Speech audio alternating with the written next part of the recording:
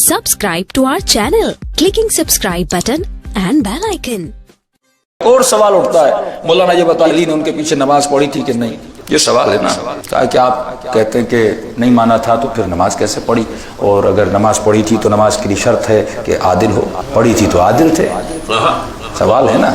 تو میں نے کہا عدالت کی شرط سے پہلے ایک اور شرط ہے، نماز کس کے پیچھے ہو سکتی ہے؟ ہاں عادل تو میں نے بتایا نا، آپ بھی کچھ بتائیے نا۔ مرد کے پیچھے ہے، کیا کہنے ماشاءاللہ، کس کے پیچھے ہوتی ہے؟ مرد کے پیچھے۔ میں نے کہا 40 دن کی جنگ دیکھ لو، مرد کون تھا؟ اگر مرد تھے تو علی نے پیچھے نماز پڑھی ہوگی، اگر نہ تھے تو علی نے، کیونکہ شرط ہے۔ صحیح بخاری لکھتا ہے غدن لاتین رأیتن رجلن، نبی نے کہا کل میں علم اسے دوں گا جو رجل ہوگا۔ قرآن کھول کے دیکھیں خدا نے کس کس کو رجل کہا، صفات اللہ نے خود، میڈیکلی رجل اور ہے، نبی کی نگاہ میں رجل اور ہے۔ کہا کل علم اسے دوں گا جو رجل ہوگا، جو مرد ہوگا۔ صحیح مسلم نے لکھا کرارن غیر فرارن، پھر صفت بھی بتائی، ایسا مرد جو کرار ہو، ایسا مرد جو فرار نہ ہو، بھاگنے والا نہ ہو۔ تو پتا چلا اس میدان میں ایک ہی مرد تھا جس کا نام علی تھا۔ تو مرد کے پیچھے نماز پڑھی جاتی ہے، مرد عورت صفتوں کے پیچھے نماز نہیں پڑھتا۔ اور اس کی دلیل یہ ہے کہ جب ایک دن مولا لڑے اور جنگ فتح ہوئی، فتح کرنے کے بعد نبی نے حصے تقسیم کیے، سب کو ایک حصہ۔ کیا کہنے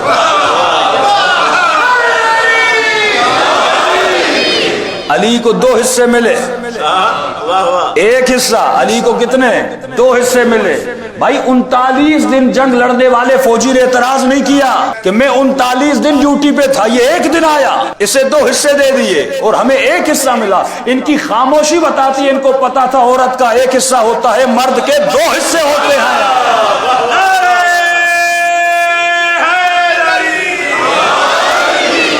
تاریخ اسلام بول رہی اگر انسان عقل کے میدان سے داخل ہو جائے تو عقل بہتی ہے کہ قاتل کو قاتل کہو، مقتول کو مقتول کہو، ظالم کو ظالم کہو، مظلوم کو مظلوم۔ بہت آسان ہے، واللہ بہت آسان ہے۔ آپ چند چیزیں لے لیں اور ان کی عقلوں کو جھنجھوڑ سکتے ہیں۔ ہمارے ایک مولانا ایک عبارت سنا رہے تھے کہ عجیب روایت ہے کہ اپنی کتابوں میں لکھتے ہیں کہ معاویہ رضی اللہ عنہ نے علی رضی اللہ عنہ سے جنگ کی، اور معاویہ رضی اللہ عنہ نے عدی رضی اللہ عنہ کو قتل کیا، اور رضی اللہ عنہ کو جب قتل کیا تو جس کی محبت میں قتل کیا وہ علی رضی اللہ عنہ تھے، چاروں رضی اللہ عنہ۔ اب بٹھائیے کسی مسلمان کو، بھائی یہ کیا ماجرا ہے کہ قاتل بھی رضی اللہ عنہ، مقتول بھی رضی اللہ عنہ، جس کو مارا وہ بھی رضی اللہ عنہ، جس کی محبت میں مارا وہ بھی رضی اللہ عنہ۔ پھر تو عام مسلمان کہے گا میں نماز کیوں پڑھوں، میں روزہ کیوں رکھوں، میں سب کچھ کیوں کروں؟ جب ان کے اتنے بڑے گناہوں کو خدا بخش سکتا ہے تو میرے چھوٹے چھوٹے گناہوں کو کیا کرے گا؟ تبھی ہم نے عدالت الہی کو بیچ میں لایا، وہ عادل رب ہے۔ یہ تو ظالم ہو سکتے ہیں، وہ ظلم نہیں کر سکتا، اس کے یہاں انصاف ہے۔ پھر جنت اور جہنم کا معیار کیا بنے گا؟ پھر جزا اور سزا کے قانون کا کیا ہوگا کہ جو مارے اسے بھی جنت میں بھیج دو، جو مر جائے اسے بھی جنت میں بھیج دو۔ اور اسی سلسلے کو روکنے کے لیے حسین نے قیام کیا، کہیں یہ نہ ہو کہ کل کہہ دیں کہ یزید بھی رضی اللہ عنہ تھا۔ اور انہوں نے بہت کوشش کی لیکن ان کوششوں کو مٹانے والی سیدہ زینب تھی۔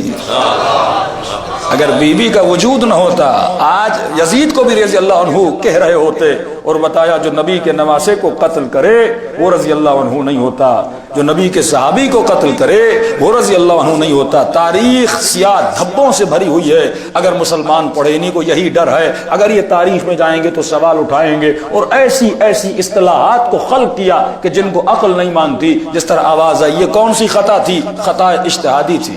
شیعہ اگر ماتم کرے تو بدعت، شیعہ اگر عزاداری کرے تو بدعت، شیعہ اگر گریہ کرے تو بدعت۔ لیکن ہم نے کہا فلاں صحابی نے اذان میں فلاں جملے کا اضافہ کر دیا، فلاں صحابی نے یہ عبادات میں اضافہ کیا، کہاں کی تو بدعت ہے، لیکن بدعت حسنہ ہے، اچھی بدعت ہے۔ عقل کو دیکھیے، جب بچانے پر آئیں تو انسان کتنا گر جاتا ہے، لیکن عقل کہتی ہے بدعت بدعت ہوتی ہے۔ یعنی میں ایسے کہوں گناہ تو کیا ہے لیکن اچھا گناہ کیا ہے، جھوٹ تو بولا ہے لیکن اچھا جھوٹ بولا ہے۔ یہ کون بتائے گا؟ اگر کوئی بے وقوف ہو تو ان کی باتوں میں بہلا جا سکتا ہے، یا جس کی عقل نقل والی ہو، بات کو دیکھ کر اپنے دین کو چلے پھرے، ماں کو دیکھ کر اپنے دین کو کنٹینیو رکھے، قبیلے کو دیکھ کر، سوسائٹی کو دیکھ کر اپنے دین کو کنٹینیو رکھے۔ لیکن نبی فرماتے نہیں نہیں، اللہ کی آواز آتی ہے، ان بت پرستوں کا دین اس لیے قابل قابل قبول نہیں تھا، کیونکہ یہ آباء و اجداد کے دین پہ تھے۔ جب وہ رب کہتا ہے کہ لا اکراہ فی الدین، میرے دین میں نہ جبر ہے، میرے دین میں نہ زبردستی ہے، فرماتے اگر میں خدا تمہاری سمجھ میں آتا ہوں تو پھر مجھے سجدہ کرنا،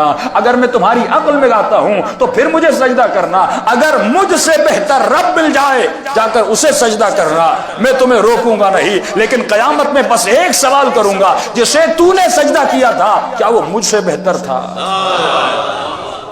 کیا وہ مجھ سے اعلیٰ تھا؟ تو انسان جواب نہیں دے سکے گا۔ وہاں پہ جو فیصلہ کرے گا خدا عقل سے کروائے گا۔ زندگی میں جو تو کام کر رہا تھا وہ کام بتا عقلاً صحیح تھا کہ نہیں؟ زندگی میں جو تو کام کر رہا تھا عقل کہتی ہے کہ بقا کا ساتھ دینا، فنا کا ساتھ نہ دینا۔ انسان جب فنا کے پیچھے جاتا ہے، فرمایا زندگی یزید کو بھی ملی، زندگی آقا حسین ابن علی کو بھی ملی۔ یزید نے زندگی کو لے لیا دنیا کی، حسین نے دنیا کی زندگی کو قربان کیا، آخرت کی زندگی کو دیا۔ اور مولا فرماتے جب میں نے بقا کا ساتھ دیا تو آج دیکھ لینا حسین باقی ہے، یزید فنا میں بدل گیا۔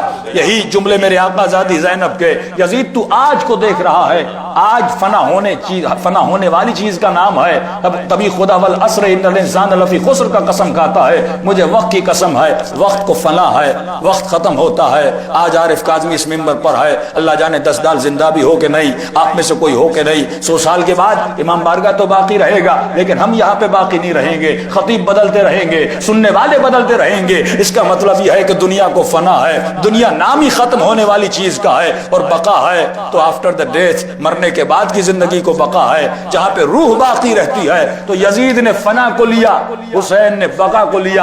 اور یہی جملے میری آقا زادی زینب نے دربار یزید میں کہا کہ اے دربار یزید، اے اپنے لشکر پر ناز کرنے والے، اے اپنے تخت پر ناز کرنے والے، ایک دن آئے گا نہ تیرا لشکر رہے گا نہ تیرا تخت رہے گا، پر دیکھنا شہر تیرا ہوگا، پہچان علی کی بیٹی کے نام سے جائے۔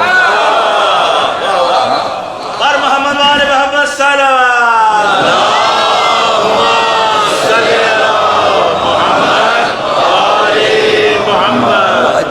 تو دین کو اگر عقل سے سمجھا جائے تو انسان کا عقیدہ مضبوط ہوتا ہے۔